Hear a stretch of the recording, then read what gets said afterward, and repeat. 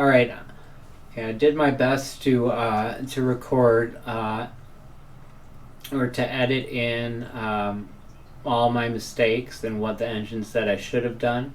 I mean, well, okay, that was a mistake, so not all of them, but this game was this game was pretty well played. I think I was on tilt, and that's why I moved the knight up there. But the kind of the theme in the two games here is you got to make your opponent suffer if he does not castle. And so my plan was to check and have that knight in place to work in coordination with the bishop. And I failed to see the real threat here, which I edited in. You won't even notice probably the edit. But what I could have done here, if I were more intelligent, is I could have taken there because the knight would have to take back, or I'd win the queen, and I could take there. So the benefit of having the open F file. The other thing I didn't see is I could have taken and then had the fork. So in order to not lose the queen, you'd have to go there, and then I'd win a piece eventually. Unless I somehow found a way to not win a piece. And the way that I played this, I won a pawn. Although in my defense, I did say I think I had a fork that I missed, which is almost as good as finding it. So if you notice, my opponent's kingside is awful, and that gives me a great opportunity to make him pay for it now. So he's going to pay on delivery, and I'm going to bring the knight in because it is my last piece that's kind of not doing much.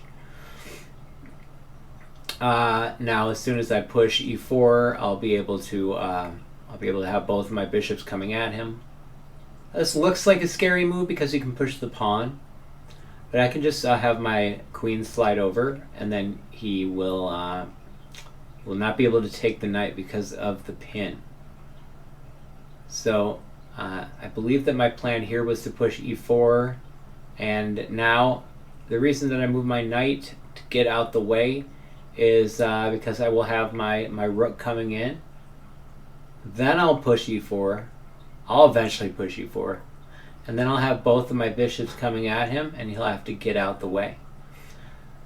I want to move my light squared bishop back to d3 and have my queen come over to e3 and checkmate him. So, in any case, no matter what your level of visualization is, I'm going to checkmate him.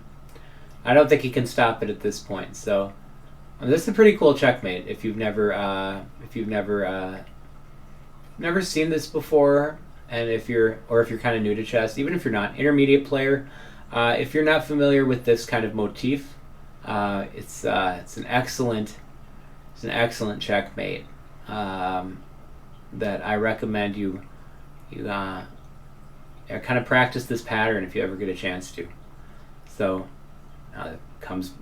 bishop comes back, and then the queen slides up to h7, and that's checkmate.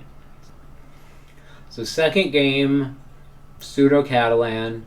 Of the top players, the top super GMs, I think Magnus plays this the most, or at least he used to. And it looks a lot like a Queen's Gambit with the light squared bishop fianchetto. Now that's okay to take here. It does open the h file, so you kind of want to play h4 at some point.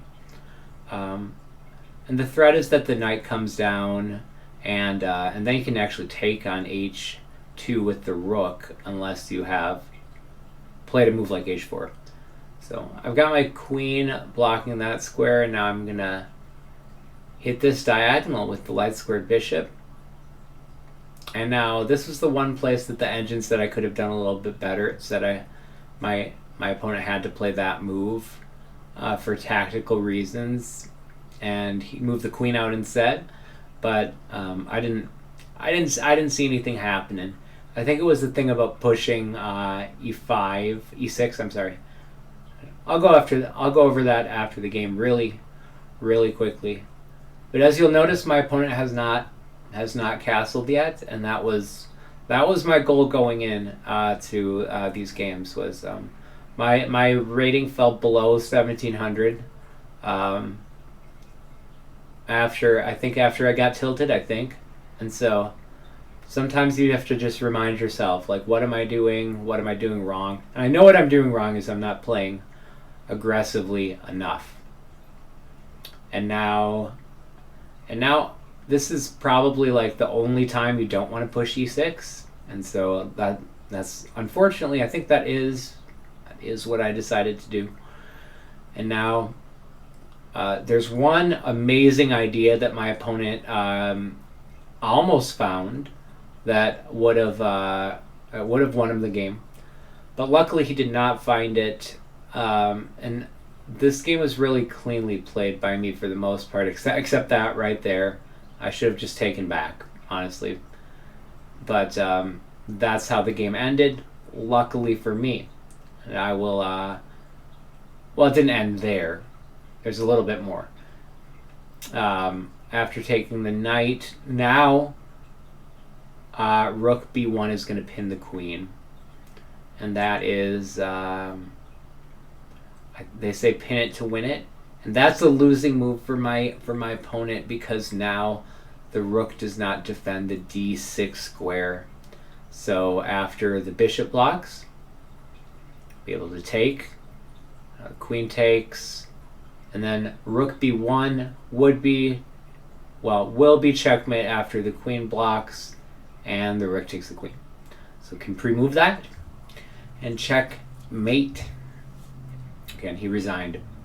So this is just I was going through the game, and as you can see, pretty much the engine is in awe of my my ability to play really good moves until I don't.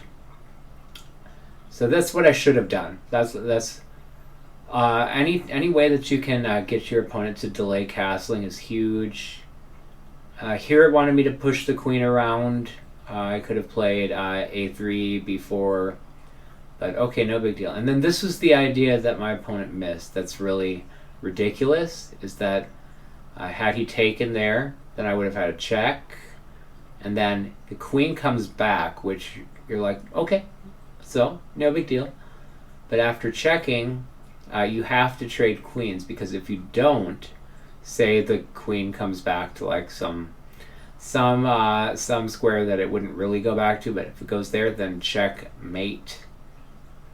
But luckily, I got that. So GG's.